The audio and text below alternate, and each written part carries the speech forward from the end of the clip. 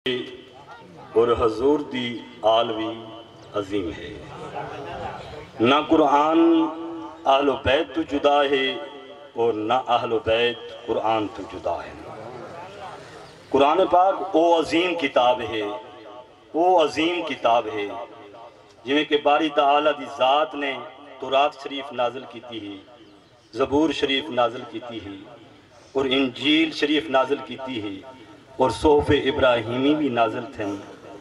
اور باقی پیغمبروں دے کچھ صحیفے نازل تھیں، لیکن سب دے اندر تبدیلیاں نہیں ہیں، تبدیلیاں آ گئیں، حتیٰ کہ تورات شریف کی تحریف ہو گئی ہے، زبور شریف دے وچ بھی تبدیلی آ گئی ہے، انجیل شریف دے وچ بھی تبدیلی آ گئی ہے، لیکن قرآن دے وچ تبدیلی نہیں آئی،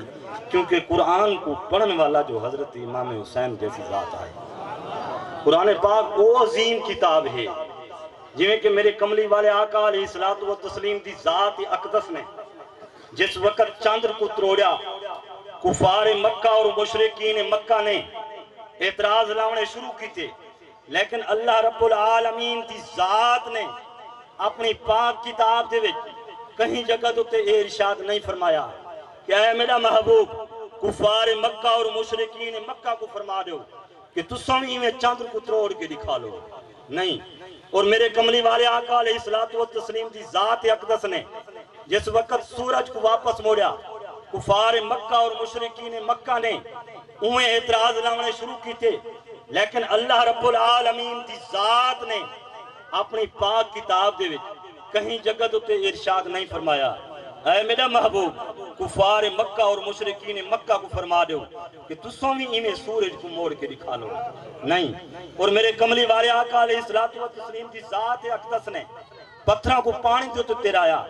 اور گلی ہوئی کھجوراں کو اگایا، لیکن کفار مکہ اور مشرکین مکہ اپنی عادت کے مطابق انہیں اعتراض لیندے رہ گئے، لیکن اللہ رب العالمین دی ذات نے اپنی پاک کتاب دے وچ کہیں جگہ تے ارشاد نہیں فرمایا اے میرا محبوب کفار مکہ اور مشرکین مکہ کو فرما دو تسوں بھی میں پتھر کو پانی دے تیرا کے دکھا لو یا گلی ہوئی کھجوراں کو اگا کے دکھا لو، لیکن جس وقت قرآن پاک کا نزول ہونے لگے، قرآن پاک نازل ہونے لگے، کفار مکہ اور مشرکین مکہ اپنی عادت کے مطابق انہیں بکواسات کرن لگے، اللہ رب العالمین کی ذات نے اپنی پاک کتاب دے وچ ارشاد فرمایا اے میرا محبوب کفار مکہ اور مشرکین مکہ دے اندر عام اعلان کر دو کہ کل ان اجتمعت الانس والجن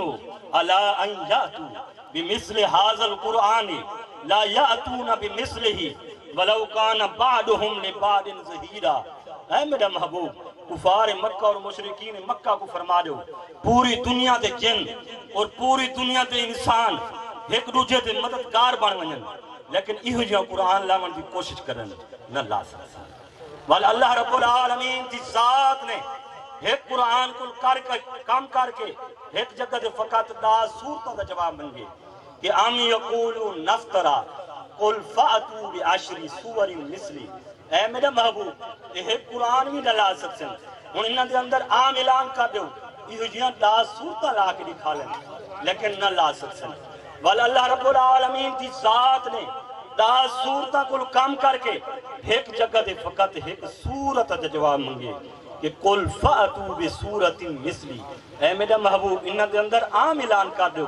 یہ جو ایک سورت لا کے دکھا لیں، لیکن نہ لا سکتے، بل ایک سورت کو کم کر کے فقط ایک گال دا جواب منگے فَلْيَأْتُوا بِحَدِيثٍ مِثْلِهِ۔ آج تقریباً 1450 سال گزر چکے اور 1450 سال دا ایک سال گزر چکے، آج تک کہیں نہیں چیلنج کو قبول نہیں کیتا، کیونکہ قرآن کو پڑھن والے جو حضرت امام حسین جیسی ذات آئی ہے کہ حسین جاتے نہ کربلا میں تو ہم پہ یوں حق یا نہ ہوتا، نہ ہوتی منبر کی زیب و زینت یہ وازوں کا بیا نہ ہوتا، نہ ہوتا ہاتھوں میں مومنوں کے یہ سنت مصطفیٰ کا دامن، نہ یوں شریعت کے ڈنگ کے بجتے حسین گر پاس پانا ہوتا۔ اور میں آخری ثناء خوان رسول بھائی اللہ بچائے سب کو دعوت دیتا ہوں۔